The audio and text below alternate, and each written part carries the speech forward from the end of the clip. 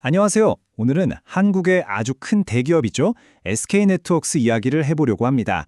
이 회사가 지금 비즈니스 세계에서 가장 위험하다고 할 수 있는 시도, 바로 회사의 정체성을 통째로 바꾸는 도전을 하고 있습니다. 자, 한번 상상해 보세요. 올해로 70살이 된 거대 기업이 AI로 두뇌 이식 수술을 받는다? 이게 과연 가능할까요? 저희는 오늘 이 엄청난 기업의 변신 과정을 마치 하나의 거대한 수술처럼 따라가 보면서 과연 이 산업거인이 AI 시대에 맞게 성공적으로 다시 태어날 수 있을지 한번 진단해 보겠습니다. 바로 이겁니다. 이 한 장으로 모든 게 설명되죠. 과거에는 무역이나 통신처럼 경기를 많이 타는 전통적인 사업을 했었는데요. 이제는 이걸 과감히 벗어던지고 인공지능과 로보틱스를 중심으로 하는 사업형 투자회사라는 완전히 새로운 미래로 나아가고 있는 겁니다. 자, 어떤 치료든 시작하기 전에는 진단이 먼저겠죠. 도대체 왜, 무엇 때문에 이렇게까지 급진적인 AI 치료법을 선택할 수밖에 없었는지 그 증상부터 한번 짚어보겠습니다. 이 그래프를 보시면 정말 재미있는 사실을 알 수 있는데요. 매출의 거의 절반 가까이가 안정적이긴 하지만 성장은 좀 더딘 바로 그 휴대폰 유통사업에서 나오고 있어요. 바로 이 사업이 위험천만해 보이는 AI 수술 자금을 대주는 든든한 현금 창출원, 그러니까 캐시카우 역할을 톡톡히 하고 있는 거죠. 자, 그럼 이제 본격적인 치료 계획을 한번 들여다볼까요? SK네트워크스는 단순히 돈으로 유망한 AI 회사를 사들이는 그런 쉬운 길을 가는 게 아니에요. 아예 기업의 DNA 자체에 AI를 심어서 내부에서부터 시너지를 만들어내는 시스템을 구축하고 있습니다. 이게 바로 그들의 AI 시너지 엔진인데요. 크게 3단계로 돌아갑니다. 첫 번째, 엔코어가 양질의 데이터라는 연료를 공급하고요. 두 번째, 피닉스랩이라는 AI 엔진이 이 연료를 가지고 핵심 모델과 솔루션을 만들어냅니다.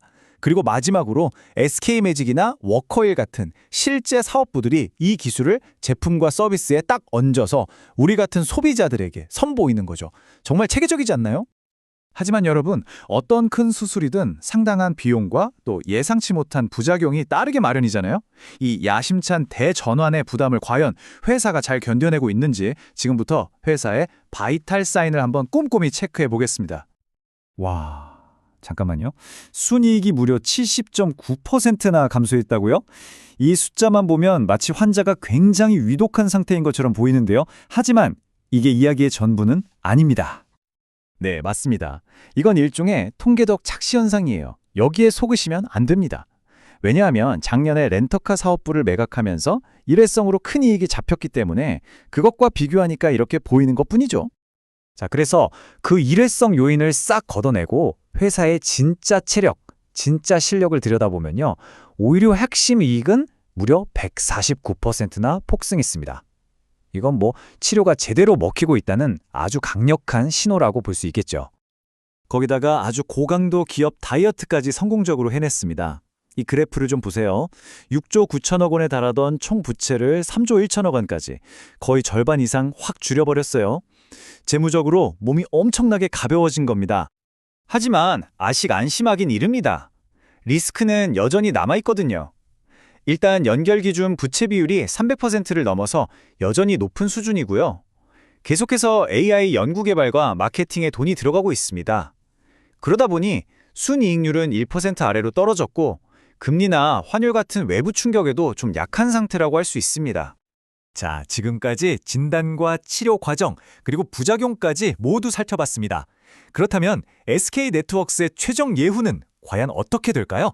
더 건강한 미래를 맞이하게 될까요? 아니면 더 위험한 도박이 될까요? SK네트워크스의 진짜 경쟁력, 그러니까 다른 회사들이 쉽게 따라올 수 없는 경제적 해자는 바로 이겁니다. 기존에 이미 탄탄하게 가지고 있던 거대한 유통망과 서비스 네트워크에다가 최첨단 AI 기술을 결합하는 이 독특한 능력, 이게 바로 핵심인 거죠. 앞으로 우리가 눈여겨봐야 할 몇 가지 미래 건강 지표들이 있습니다.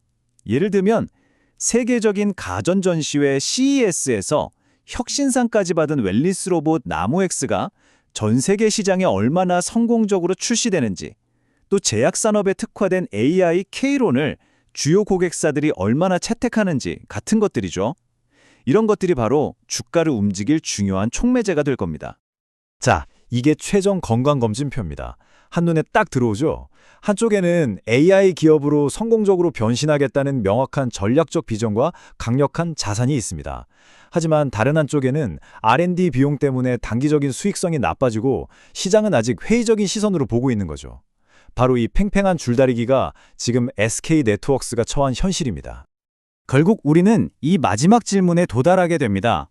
대수술은 이미 시작됐고 한창 진행 중입니다. 하지만 이 환자가 완전히 회복될지는 아직 아무도 확신할 수 없죠. 과연 SK네트워크스는 더 건강하고 강한 미래를 만들어가고 있는 걸까요? 아니면 그저 돈만 더 많이 드는 미래를 만들고 있는 걸까요? 그 답은 오직 시간만이 알려줄 겁니다.